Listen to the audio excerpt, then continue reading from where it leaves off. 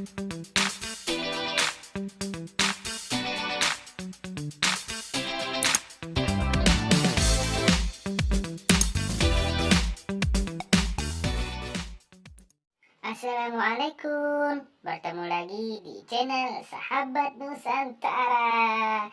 Nah guys, kali ini kita akan belajar tentang pemberdayaan kesehatan masyarakat di desa dan kelurahan melawan COVID-19. Oke, selamat menyaksikan. Check it out. Oke, terima kasih Bapak Moderator Pak Mangginar. Pertama-tama kami ucapkan terima kasih atas kesempatan yang diberikan. Assalamualaikum warahmatullahi wabarakatuh. Selamat menyaksikan.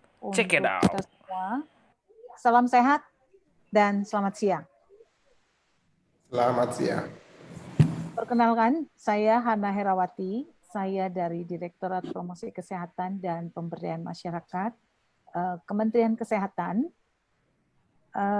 Seyogyanya Pak Direktur kami yang akan bersama-sama di virtual meeting ini, tetapi beliau saat ini mendadak ada rapat dengan Pak Menteri, sehingga beliau menugaskan saya untuk menyampaikan paparan terkait dengan pemberdayaan masyarakat dalam pencegahan COVID-19. Slide-nya apakah bisa ditampilkan, Pak? Nah, ya. Host mohon dibantu untuk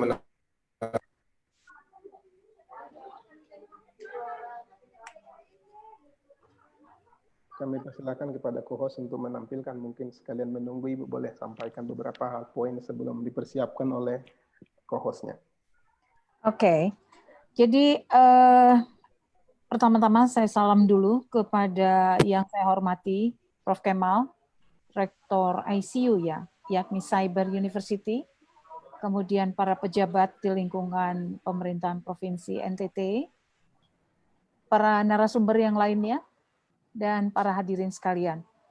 Pertama-tama marilah kita panjatkan puji syukur kepada Tuhan Yang Maha Esa atas izin dan karunia-Nya, kita masih diberikan nikmat sehat dan dapat bertemu pada acara virtual meeting pada siang hari ini. Hadirin yang saya hormati, sebagaimana yang kita ketahui bahwa coronavirus disease 19 ini, atau kita yang sebut COVID-19, telah menjadi pandemi sebenarnya dan menjadi masalah kesehatan global yang dialami oleh banyak negara di dunia, termasuk di Indonesia. Pemerintah telah menetapkan COVID-19 sebagai penyakit yang menimbulkan kedaruratan kesehatan masyarakat.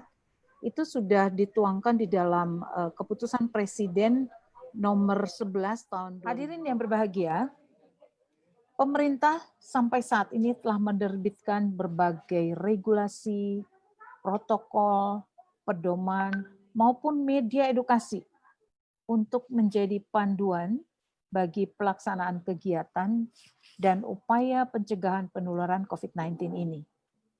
Ini harus dilaksanakan dari tingkat pusat sampai di daerah.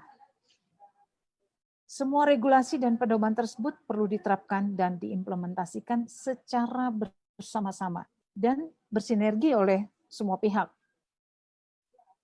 Dalam pelaksanaannya, ini tidak hanya perangkat pemerintah saja yang harus melakukan upaya-upaya penanganan. Namun yang kami harapkan partisipasi dan peran aktif masyarakat untuk melakukan upaya pencegahan yang salah satunya itu dilakukan melalui pemberdayaan masyarakat. Salah satu pedoman sudah kami terbitkan Bapak Ibu sekalian yang terkait dengan pemberdayaan masyarakat. Nanti mungkin akan kami share juga, ini namanya Pedoman Pemberdayaan Masyarakat dalam Pencegahan COVID-19 di tingkat RT, RW, atau desa. Pedoman ini berisi tentang tahapan pemberdayaan masyarakat, pembagian peran, serta pengorganisasian seluruh komponen yang ada di masyarakat dalam pencegahan COVID-19. Jadi seperti ketua RT, RW, kepala desa, tokoh agama, tokoh masyarakat, Babin Kamtipmas, kader kesehatan, dan juga warga, puskesmas maupun posyandu itu memiliki peran dalam mencegah terjadinya penularan COVID-19 di masyarakat. Pemberdayaan masyarakat tersebut dilakukan sebagai satu siklus yang berkesinambungan. Artinya, dia bukan hanya sampai mulai dari pendataan sampai evaluasi, tapi itu terus lagi diulang kembali. Sehingga sampai tidak terjadi sampai memutus rantai dari penyebaran COVID ini. Ya, slide. Bapak Ibu sekalian, di sini kami sampaikan bahwa sesuai Permenkes nomor 8 tahun 2019 tentang pemberdayaan masyarakat bidang kesehatan, ya pemberdayaan itu merupakan proses untuk meningkatkan pengetahuan, kesadaran dan kemampuan individu, keluarga serta masyarakat untuk berperan aktif dalam upaya kesehatan yang dilaksanakan dengan cara fasilitasi proses pemecahan masalah melalui pendekatan edukatif dan partisipatif, serta memperhatikan kebutuhan potensi dan sosial budaya setempat. Jadi kita harus melihat potensi-potensi yang dimiliki di daerah tersebut. Dan kita menjadi fasilitasinya. Katakanlah kalau dari posyandu maupun puskesmas, mereka yang mengetahui apa itu COVID, nah itulah yang harus dijelaskan secara baik menjadi pendampingan masyarakat dalam mengedukasi mereka. Ya, slide. Bapak Ibu sekalian, tahapan pemberdayaan masyarakat itu ada 6. Nah, ini kami sampaikan di sini menjadi cycle Bapak Ibu sekalian. Penyelenggaraannya itu dimulai dari pendataan kesehatan warga RT, RW atau desa. Yang dilanjutkan dengan identifikasi faktor penyebab penularan dan potensi di wilayahnya. Selanjutnya musyawarah masyarakat, biasanya itu di tingkat desa musyawarah masyarakat, tetapi dalam hal ini karena RT sebagai yang paling ujung di akar rumput itu juga bisa melakukan katakanlah konsolidasi ke masyarakatnya. Kemudian berdasarkan musyawarah, berdasarkan hasil konsolidasi mereka menyusun rencana kegiatan dan dilanjutkan dengan pelaksanaan kegiatannya. Kemudian dilakukanlah pemantauan dan evaluasi. Nah, ini merupakan satu cycle dan hasil monitoring evaluasi itu dilanjutkan kembali dengan melakukan pendataannya. Pendataan kesehatan dari warganya. Nah, siapa yang melakukan? Ini bisa dilakukan oleh RT yang dibantu dengan tenaga puskesmas. Atau kalau sudah dibentuk relawan desa, nah mereka lah yang terlibat dalam melakukan pendataan. Ya, slide. Di sini kami sampaikan strategi pemberdayaan masyarakatnya yang dimulai dengan peningkatan pengetahuan dan kemampuan masyarakatnya, kemudian dan mengenali juga ya, mengenali dan mengatasi permasalahan kesehatan yang dihadapi, kemudian peningkatan kesadaran masyarakat melalui penggerakan masyarakat, yang dilanjutkan dengan pengembangan dan pengorganisasian. Selanjutnya adalah penguatan dan peningkatan advokasi kepada pemangku kepentingan, karena para pemangku kepentingan kalau tidak diberitahu atau tidak dilakukan advokasi tentang situasi dan kondisi di satu daerah, dia itu tidak akan memahami apa yang harus dilakukan. Karena itu peningkatan advokasi itu sangat diperlukan. Selanjutnya kemitraan dan partisipasi lintas sektor. Kita tahu di dalam pemberdayaan ini semua berperan. Karena itu mitra harus digalang. Selanjutnya adalah peningkatan pemanfaatan potensi dan sumber daya yang berbasis kearifan lokal. Karena kita tahu banyak sekali sumber-sumber daya lokal yang bisa kita manfaatkan dalam upaya pencegahan COVID-19 ini. Selanjutnya adalah pengintegrasian program atau kegiatan atau kelembagaan yang ada dan itu harus disepakati secara bersama. Ya, slide. Bagaimana dengan tanggung jawab pemerintah pusat dan daerah? Dalam penyelenggaraan pemberdayaan masyarakat, Bapak Ibu sekalian, pemerintah pusat dan daerah memiliki tanggung jawab sesuai dengan kewenangan yang dimilikinya.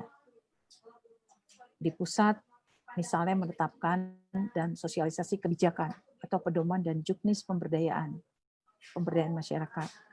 Kemudian membentuk atau mengaktifkan wadah koordinasi, mengembangkan sistem informasi yang terintegrasi, meningkatkan kapasitas penyelenggara pusat dan provinsi, melakukan pembinaan, melakukan penelitian dan pemantauan evaluasi.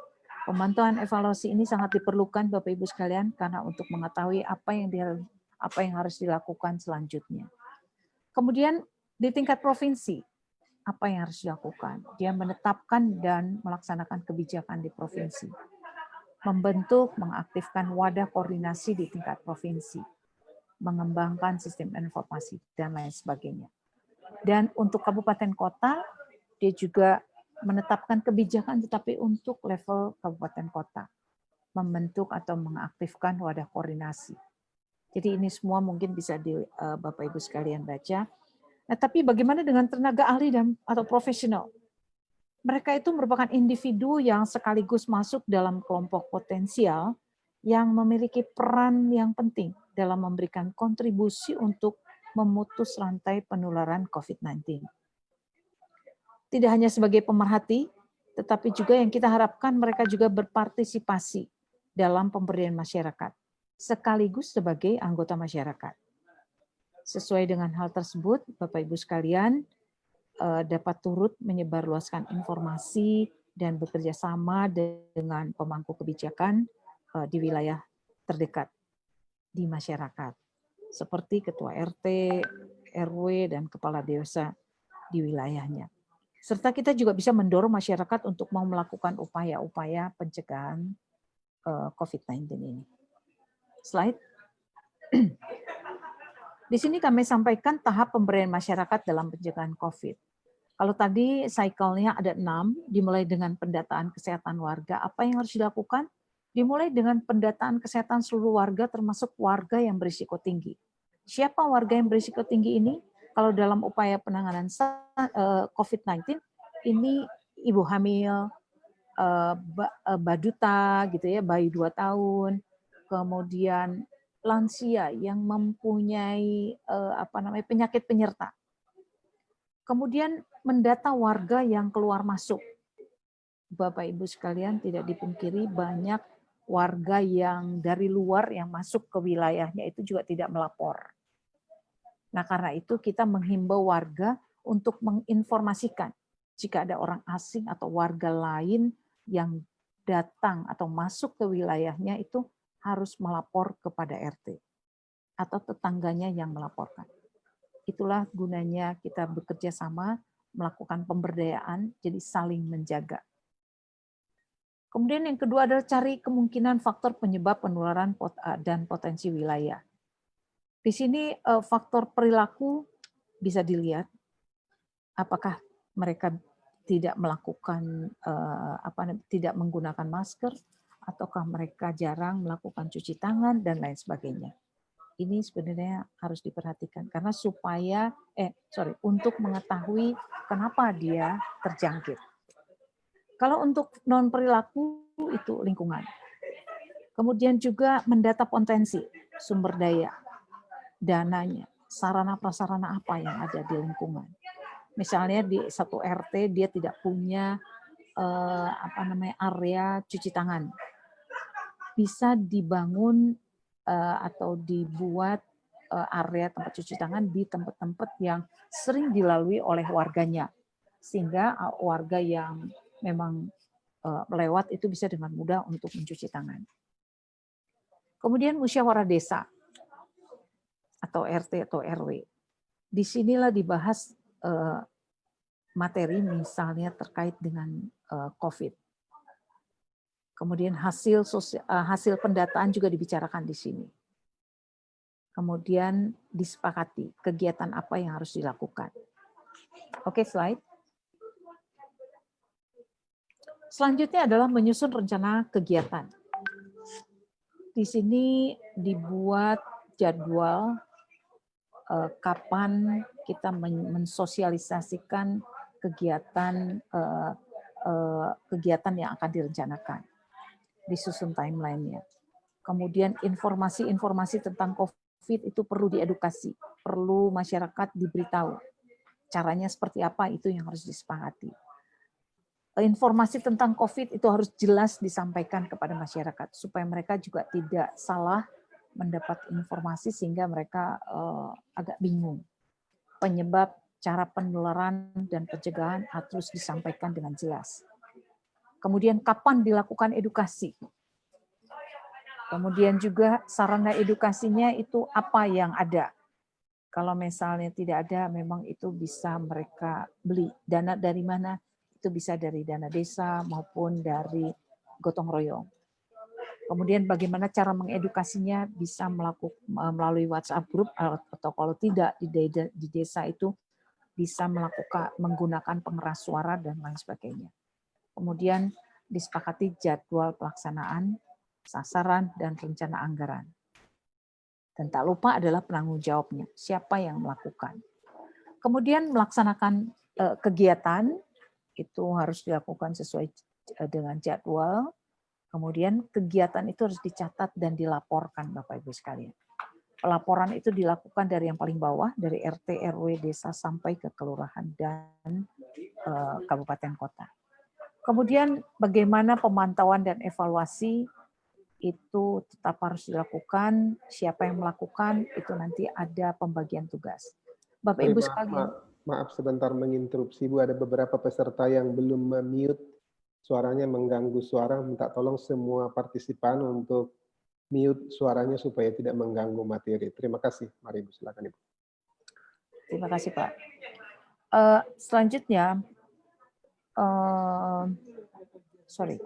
Bapak Ibu sekalian, kami ada 3 kementerian, Kemenkes, Kemdagri, dan juga Kemendes yang sudah menerbitkan pedoman-pedoman. Nah, salah satunya adalah kalau Kemendes, dia itu ada membuat pedoman relawan desa COVID. Saya berharap di NTT ini juga sudah pernah mendengar itu kali ya. Nah, jadi setiap desa harus membuat relawan desa COVID. Nah, di situ anggotanya siapa? Mulai dari RT, PKK, RT, RW, PKK, Babin Kamtibmas, kemudian ini yang diketuai kepala desa. Jadi disitulah ada pembagian tugas Bapak Ibu sekalian. Nah, yang kami harapkan pemantauan dan evaluasi itu juga nanti disepakati siapa yang harus melakukan di tim itulah. Ini khusus dalam pencegahan COVID Bapak Ibu sekalian. Oke, slide. Nah, di sini kami sampaikan pembagian tugas ini untuk RW, RT, dan kepala desa. Jadi biar bagaimanapun, ketua RT itu harus tahu juga tentang COVID. Nah, siapa yang menyampaikan? Ini bisa dari puskesmas, bisa dari posyandu. Ini tinggal disepakati aja. Karena RT itu juga nanti bisa menyampaikan kepada masyarakatnya. Berarti mereka harus tahu juga kan? Nah, kemudian memfasilitasi dan mendorong keaktifan perangkat desa, tokoh agama, tokoh masyarakat. Bapak Ibu sekalian, tidak dipungkiri tokoh agama dan tokoh masyarakat ini sangat berperan sekali dalam mengedukasi masyarakat. Di beberapa daerah, saya memberikan contoh, mereka terkait jenazah, ada orang yang meninggal terkait COVID, mereka itu tidak mau menerima. Tetapi kalau tokoh agama yang menyampaikan, nah mereka itu bisa mau mendengar. Karena itu kita harus gandeng tokoh agama dan tokoh masyarakat dalam upaya untuk mengedukasi masyarakat. Karena itu tokoh agama juga harus diberikan informasi terkait dengan COVID-19 ini. Kemudian tugas dari RT juga sistem keamanan lokal dan kelompok potensial warga lainnya. Dia harus atur itu. Kemudian mendorong partisipasi warga dalam pencegahan COVID.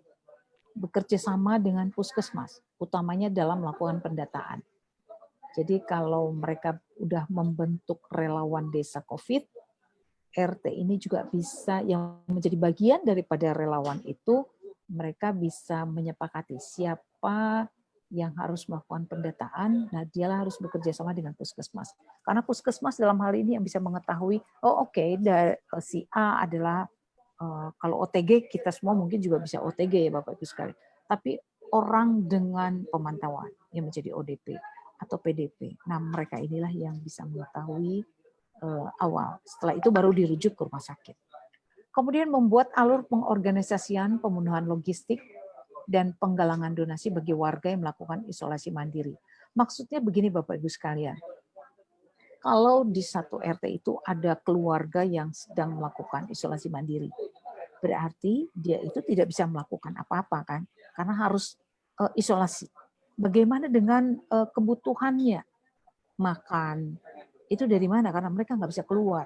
Inilah yang kami perlukan, ini yang diperlukan dengan pemberdayaan masyarakat. Jadi secara gotong royong mereka membantu keluarga ini untuk menyediakan makanan gitu loh. Siapa yang memasak, inilah yang diatur oleh Pak RT. Kemudian mengendalikan penyelenggaraan gugus tugas, melaporkan pelaksanaan penanganan COVID kepada gugus tugas, karena biar bagaimanapun gugus tugas harus dilaporkan dengan situasi dan kondisi yang paling rendah di tingkat RT.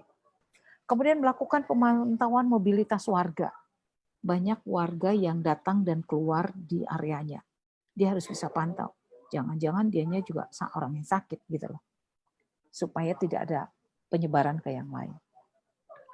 Kemudian memantau dan memastikan protokol kesehatan berjalan sesuai ketentuan.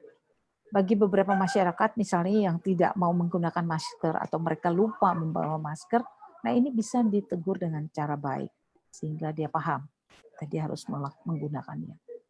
Selanjutnya adalah memantau warga yang memiliki status ODP, PDP dan harus menjalani isolasi mandiri.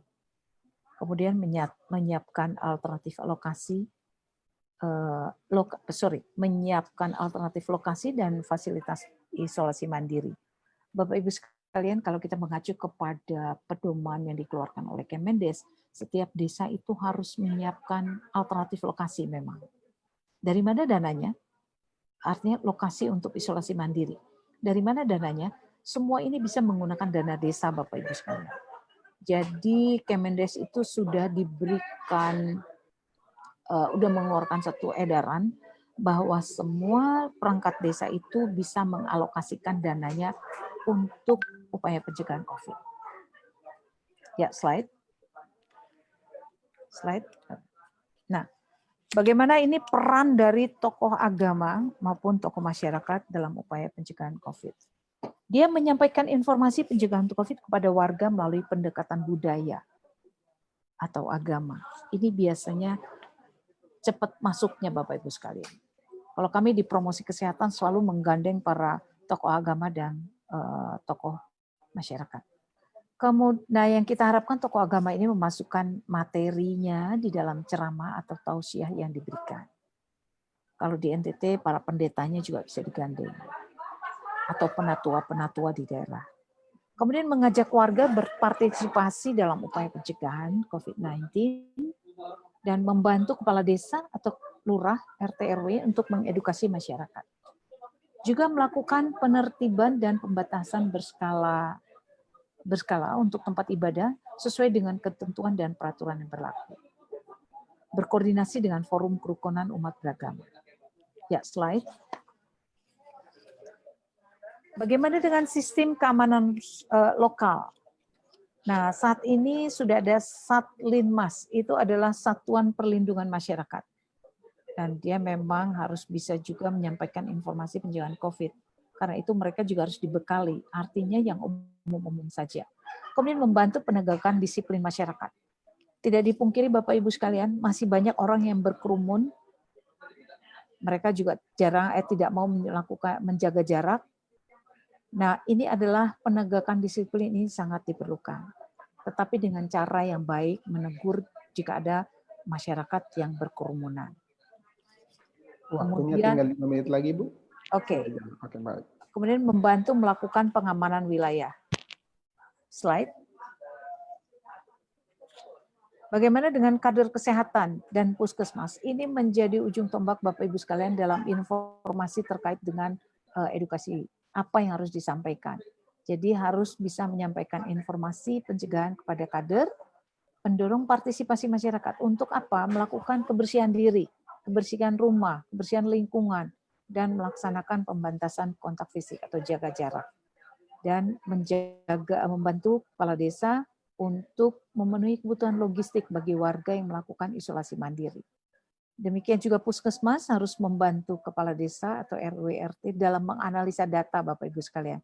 Karena utamanya terkait data kesehatan dari warganya. Ya, slide, mungkin saya cepat saja Bapak Ibu sekalian. Nah, apa sebenarnya yang harus dilakukan oleh masyarakat? Secara prinsip dia harus mengikuti protokol-protokol kesehatan yang telah dikeluarkan oleh pemerintah. Seperti menjaga jarak, dan dia juga membantu aparat desa dalam melakukan upaya pencegahan COVID-19.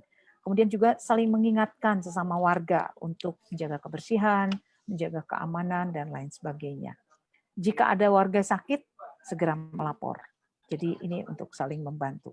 Ya, slide.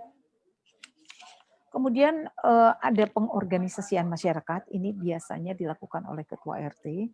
Dia berkoordinasi dengan relawan desa COVID yang sudah dibentuk di daerahnya, dan juga mengupayakan kebutuhan biaya untuk kegiatan yang akan dilakukan. Nah, ini biasanya kita sarankan sih menggunakan dana desa, tetapi kalau tidak ada, bisa anggaran dari masyarakat secara gotong royong. Ya, slide. Untuk pemantauan dan evaluasi Bapak Ibu sekalian, ini dilakukan dengan bekerja sama dengan gugus tugas yang ada di wilayahnya. Jadi pelaporan dari lurah atau kepala desa itu disampaikan kepada bupati, wali kota melalui camat. Ya, slide. Bapak Ibu sekalian, tadi sudah saya sampaikan bahwa 3 kementerian, Kemendagri, Kemenkes, dan Kemendes sudah membuat pedoman. Yang kita harapkan masyarakat itu jangan bingung. Ini pedoman nih semuanya mengeluarkan gitu ya. Jadi apa yang harus dilakukan? Tetapi inti dari pedoman masing-masing ini adalah kalau Kemdagri dia itu mengeluarkan kebijakan-kebijakan, isinya tuh itu. Untuk mendukung apa yang harus dilakukan oleh teman-teman, oleh Bapak Ibu sekalian di daerah. Kalau Kemenkes, kami memang mengeluarkan buku pedoman, tetapi khusus untuk pemberdayaan masyarakat itu hanya ada satu Bapak Ibu sekalian, namanya buku pedoman pemberdayaan masyarakat dalam pencegahan COVID di tingkat RT. Jadi di tingkat paling bawah. Kemudian untuk Kemendes, di situ yang paling penting adalah mereka itu harus, setiap desa harus membentuk desa relawan COVID. Di situ ada protokolnya. Kemudian bagaimana penganggarannya. Karena ini sudah diset harus menggunakan dana desa. Ya, slide. Bapak Ibu sekalian, kita sekarang ini sudah masuk ke dalam era new normal life. Kalau Bapak Ibu sekalian pernah dengar, tetapi berdasarkan dari BNPB, gugus tugas nasional, itu kita di dalam bahasa Indonesia disebutkan adalah adaptasi kebiasaan baru. Adaptasi kebiasaan baru. Ya, slide. Nah, ini yang kami sampaikan, kita harus bersiap. Ini dikeluarkan oleh Tempo pada bulan Mei ya, pertengahan Mei, tapi ini diterapkan untuk bulan Juni. Jadi ada fase 1, fase 2, 3, 4, dan 5.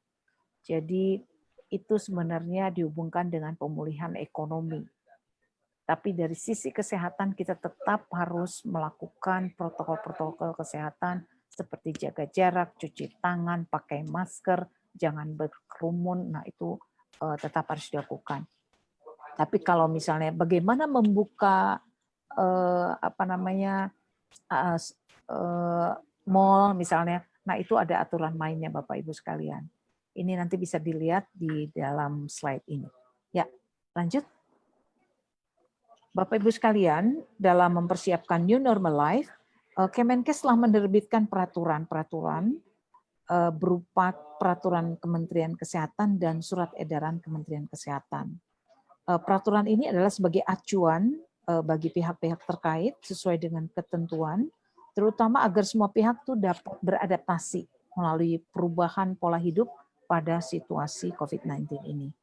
Dengan menerapkan protokol atau ketentuan, diharapkan ini dapat meminimalisir risiko dan dampak dari pandemi COVID-19, di mana terdapat potensi penularan akibat berkumpulnya sejumlah orang di satu lokasi.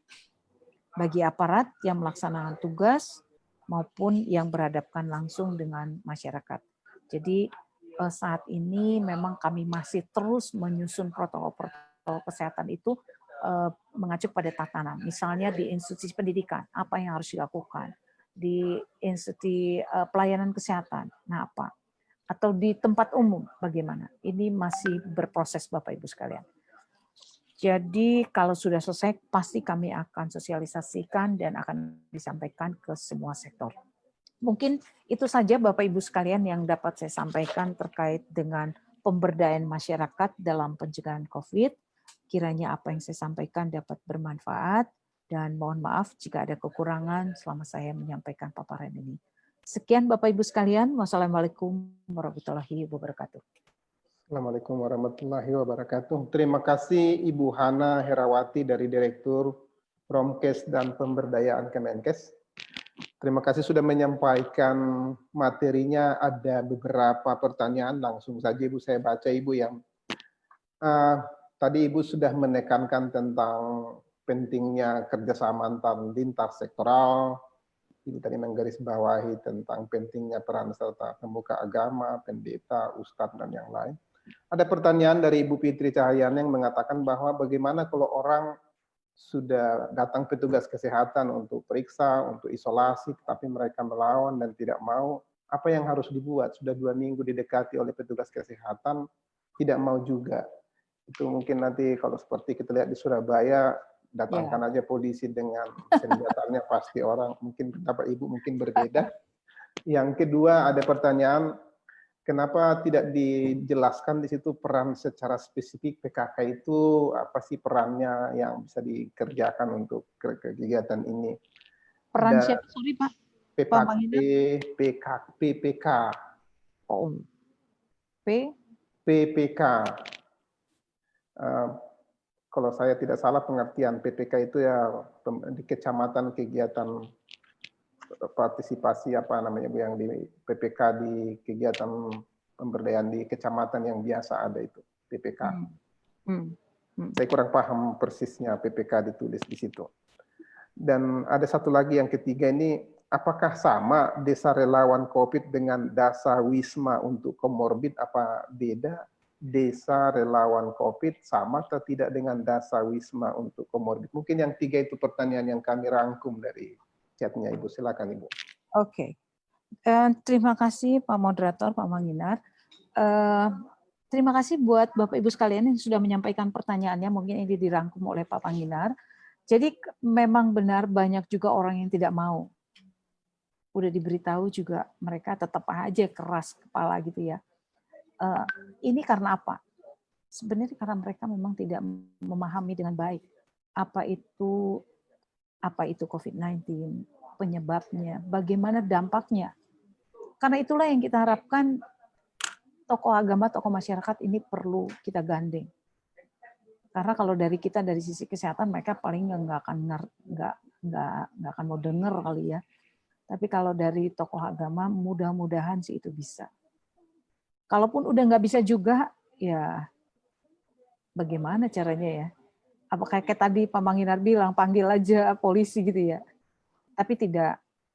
Saya pikir pendekatan yang persuasif itu harus perlu dilakukan. Karena namanya perubahan perilaku yang tidak tahu menjadi tahu, itu tidak bisa hanya satu kali dilakukan, tetapi harus berulang kali. Demikian juga hal ini. Dia tetap harus diingatkan. Tetangganya pun bisa memberitahu. Itu sih saran saya Bapak Ibu sekalian.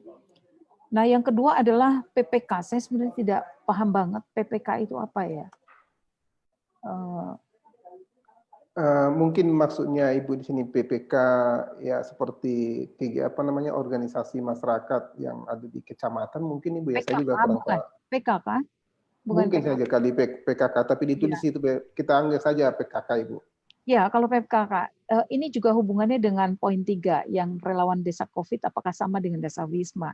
Bapak Ibu sekalian, ini berbeda. Sesuai dengan protokol dari Kemendes, Kementerian Dalam Negeri itu mengeluarkan peraturan.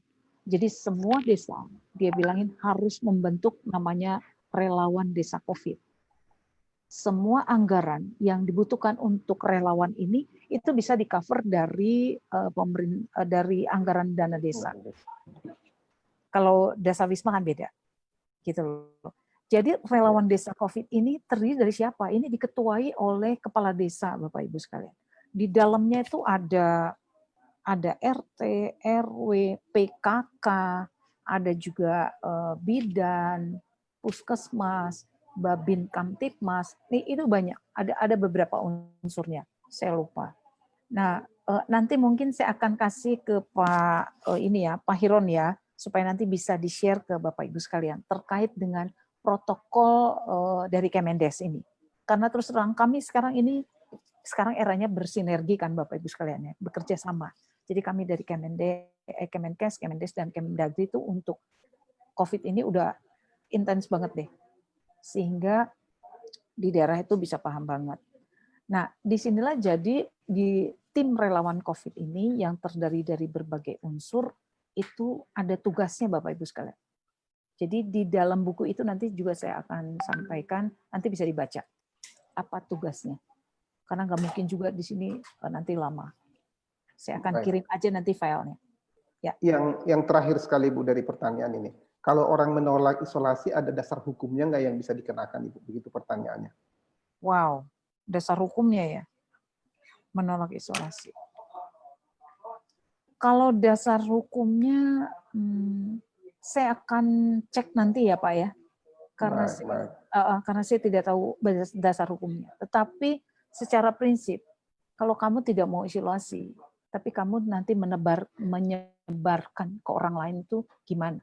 Jadi secara moral kita harus beritahu ke dia. Kamu boleh, kamu nggak mau isolasi, tapi jangan nyebar-nyebarkan ke kami. Tapi kan kita tidak tahu juga, kamu bisa menyebarkan atau tidak. Karena itulah kita mawas diri duluan, supaya kita tidak menyebarkan ke yang lain. Begitu Pak Moderator, terima kasih. Baik, terima kasih Ibu sudah menyampaikan materinya. Kami sudah mendapatkan informasi banyak, khususnya bagaimana kita bekerja untuk membantu bersama bekerja dengan lintas sektoral dan semua aspek yang ada di desa, di kelurahan. Mungkin sebagai closing statement, kami berikan kesempatan kepada Ibu Hana untuk menyampaikan kata penutup untuk sesi ini. Sebelumnya kami ucapkan terima kasih banyak sudah bergabung, sampai ketemu kembali di kesempatan yang lain. Oke. Statement, Ibu. Kalau closing statement dari saya, tetap semangat, kita kerjasama memberantas COVID-19. Salam buat Bapak Ibu sekalian. Baik, terima kasih Bu. Salam, selamat bekerja, sukses selalu, sehat selalu, salam sehat. Salam sehat.